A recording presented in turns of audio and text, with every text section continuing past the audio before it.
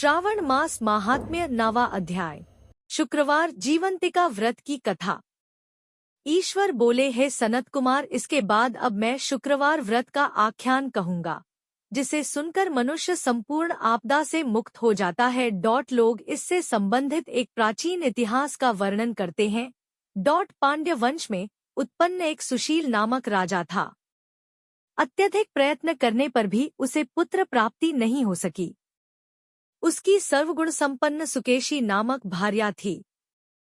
जब उसे संतान न हुई तब वह बड़ी चिंता में पड़ गई। तब स्त्री स्वभाव के कारण अति साहसयुक्त मनवाली उसने मासिक धर्म के समय प्रत्येक महीने में वस्त्र के टुकड़ों को अपने उदर पर बांधकर उदर को बड़ा बना लिया और अपनी प्रसूति का अनुकरण करने वाली किसी अन्य गर्भिणी स्त्री को ढूंढने लगी। भावी देवयोग से उसके पुरोहित की पत्नी गर्भिणी थी। तब कपट करने वाली राजा की पत्नी ने किसी प्रसव कराने वाली को इस कार्य में लगा दिया और उसे एकांत में बहुत धन देकर वह रानी चली गई।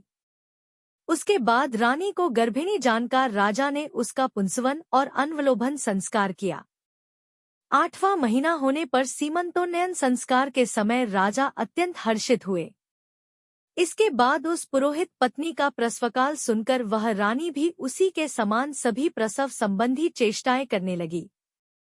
पुरोहित की पत्नी चूंकि पहली बार गर्भवती थी, अतः प्रसूति कार्य के प्रति वह अनभिज्ञ थी और केवल प्रसव कराने वाली दाई के ही कहने में स्थित थी। तब उस दाई ने पुरोहित पत्नी के साथ छल करते हुए उसके नेत्रों पर पट्टी बांध दी और प्रसव के समय उसके पैदा हुए पुत्र को किसी के हाथ से रानी के पास पहुंचा दिया।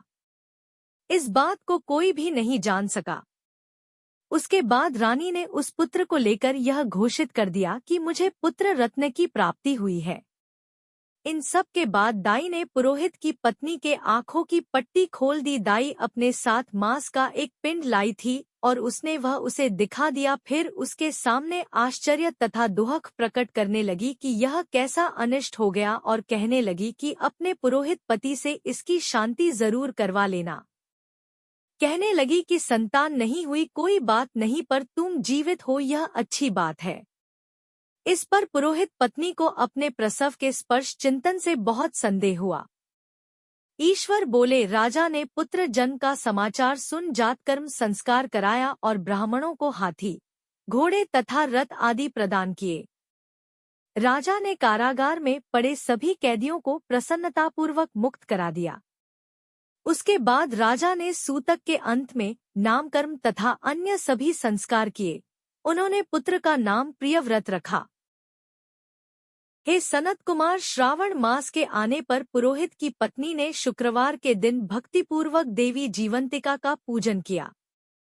दीवार पर अनेक बालकों सहित देवी जीवंतिका की मूर्ति लिखकर पुष्प तथा माला से उनकी पूजा करके गोधूम की पीठी के बनाए गए 5 दीपक उनके सम्मुख उसने जलाए और स्वयं भी गोधूम का चूर्ण भक्षण किया और उनकी मूर्ति पर चावल फेंका और कहा, हे जीवंती, हे करुणान्वय, जहाँ भी मेरा पुत्र विद्यमान हो आप उसकी रक्षा करना। यह प्रार्थना करके उसने कथा सुनकर यथाविधि नमस्कार किया। तब जीवंतिका की कृपा से वह बालक दीर्घायु हो गया और वे देवी उसकी माता की श्रद्धा भक्ति के कारण दिन रात उस बालक की रक्षा करने लगी। इस प्रकार कुछ समय बीतने पर राजा की मृत्यु हो गई। तब पितृभक्त उनके पुत्र ने उनकी पालौकिक क्रिया संपन्न की। इसके बाद मंत्रियों तथा पुरोहितों ने प्रियव्रत को राज्य पर अभिषिक्त किया। तब कुछ वर्षों तक प्रजा का पालन करके तथा राज्य भोग कर वह पितरों के ऋण से मुक्ति के लिए गया जाने की तैयारी करने लगा। राज्य का भार वृद्ध मंत्रियों पर भक्तिपूर्वक सौंपकर और स्वयं के राजा होने का भाव त्याग कर उसने कारपटिक का भेष धारण कर लिया और गया के लिए प्रस्थान किया। मार्ग में किसी नगर में किसी गृहस्थ के घर में उन्होंने निवास किया। उस समय उस गृहस्थ की पत्नी को प्रसव हुआ था। इसके पहले षष्ठी देवी ने उसके 5 पुत्रों को उत्पन्न होने के 5वें दिन मार दिया था। यह राजा भी उस समय 5वें दिन ही वहां गया हुआ था। रात में राजा के सो जाने पर उस बच्चे को ले जाने के लिए षष्ठी देवी आई। जीवंतिका देवी ने उस षष्ठी देवी को यह कहकर रोका कि राजा को लांघकर मत जाओ। तब जीवंतिका के रोकने पर वह षष्ठी जैसे आई थी वह वैसे ही चली गई। इस प्रकार उस गृहस्वामी ने उस बालक को 5वें दिन जीवित रूप में प्राप्त किया। ये लोग इतने प्रभाव वाले हैं, यह देखकर उस गृहस्थ ने राजा से प्रार्थना की, हे राजन, आपका निवास आज के दिन मेरे ही घर में हो, हे प्रभु। आपकी कृपा से मेरा यह छठा पुत्र जीवित रह गया है। उसके इस प्रकार प्रार्थना करने पर करुणानिधि उस राजा ने कहा कि मुझे तो गया जाना है। तब राजा गया के लिए प्रस्थान कर गए। वहां पिंडदान करते समय विष्णुपद वेदी पर कुछ अद्भुत घटना हुई। उस पिंड को ग्रहण करने के लिए 2 हाथ निकल कर आए। तब महान विस्मयुक्त राजा संशय में पड़ गए और पुनः पिंडदान कराने वाले ब्राह्मण के कहने पर उन्होंने विष्णुपद पर पिंड रख दिया। इसके बाद उन्होंने किसी ज्ञानी तथा सत्यवादी ब्राह्मण से इस विषय में पूछा। तब उस ब्राह्मण ने उनसे कहा कि ये दोनों हाथ आपके पितर के थे।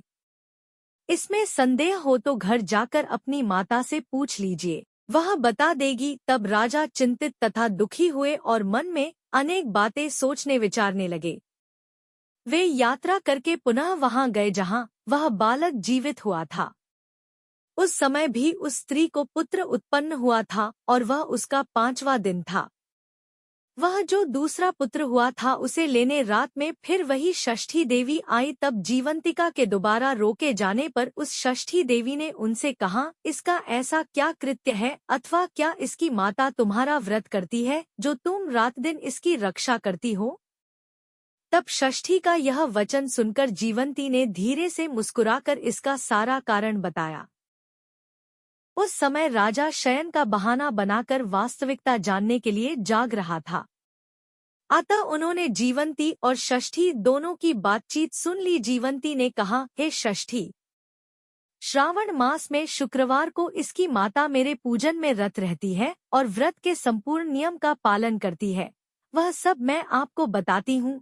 वह हरे रंग का वस्त्र तथा कंचुकी नहीं पहनती और हाथ में उस रंग की चूड़ी भी नहीं धारण करती। वह चावल के धोने के जल को कभी नहीं लांघती, हरे पत्तों के मंडप के नीचे नहीं जाती और हरे वर्ण का होने के कारण करेले का शाक भी वह नहीं खाती है। यह सब वह मेरी प्रसन्नता के लिए करती है, अतः मैं उसके पुत्र को किसी को मरने नहीं दूंगी। यह सब सुनकर राजा प्रियव्रत अपने नगर को चले गए। उनके देश के सभी नागरिक स्वागत के लिए आए। तब राजा ने अपनी माता से पूछा, हे माता, क्या तुम जीवंतिका देवी का व्रत करती हो? इस पर उसने कहा कि मैं तो इस व्रत को जानती भी नहीं हूँ। उसके बाद राजा ने गया यात्रा का समुचित फल प्राप्त करने के लिए ब्राह्मणों तथा सुवासिनी स्त्रियों को भोजन कराने की इच्छा से उन्हें निमंत्रित किया और व्रत की परीक्षा लेने के लिए सुवासिनियों को वस्त्र, कंचुकी तथा कंकड़ भेजकर कहलाया कि आप सभी को भोजन के लिए राजभवन में आना है। तब पुरोहित की पत्नी ने दूत से कहा कि मैं हरे रंग की कोई भी वस्तु कभी ग्रहण नहीं करती हूँ। राजा के पास आकर दूत ने उसके द्वारा कही गई बात राजा को बता दी। तब राजा ने उसके लिए सभी रक्तवर्ण के शुभ परिधान भेजे। वह सब धारण करके वह पुरोहित पत्नी भी राजभवन में आई। राजभवन के पूर्वी द्वार पर चावलों के धोने का जल पड़ा देखकर और वहां हरे रंग का मंडप देखकर वह दूसरे द्वार से गई। तब राजा ने पुरोहित की पत्नी को प्रणाम करके इस नियम का संपूर्ण कारण पूछा। इस पर उसने इसका कारण शुक्रवार का व्रत बताया। उस प्रिय व्रत को देखकर उसके दोनों स्तनों में से बहुत दूध निकलने लगा। दोनों वक्षस्थलों ने उस राजा को दुग्ध की धाराओं से पूर्ण रूप से सिंचित कर दिया। तब गया में विष्णुपदी पर निकले दोनों हाथों, जीवंतिका तथा षष्ठी दोनों देवियों के वार्तालाप तथा पुरोहित पत्नी के स्तनों से दूध निकलने के द्वारा राजा को विश्वास हो गया कि मैं इसी का पुत्र हूँ। उसके बाद पालन पोषण करने वाली माता के पास जाकर विनम्रतापूर्वक उन्होंने कहा, हे माता, डरो मत, मेरे जन्म का वृत्तांत सत्य सत्य बता दो। यह सुनकर सुंदर केशों वाली रानी ने सब कुछ सच सच बता दिया। तब प्रसन्न होकर उन्होंने जन्म देने वाले अपने माता पिता को नमस्कार किया और संपत्ति से वृद्धि को प्राप्त कराया। वे दोनों भी परम आनंदित हुए। एक दिन राजा प्रियव्रत ने रात में देवी जीवंती से प्रार्थना की, हे जीवंती, मेरे पिता तो ये हैं, तो फिर गया में वे दोनों हाथ कैसे निकल आए थे? तब देवी ने स्वप्न में आकर संशय का नाश करने वाला वाक्य कहा, हे प्रियव्रत, मैंने तुम्हें विश्वास दिलाने के लिए ही यह माया की थी, इसमें संदेह नहीं है। हे सनत कुमार, यह सब मैंने आपको बता दिया। श्रावण मास में शुक्रवार के दिन इस व्रत का अनुष्ठान करके मनुष्य सभी मनोरथों को प्राप्त कर लेता है।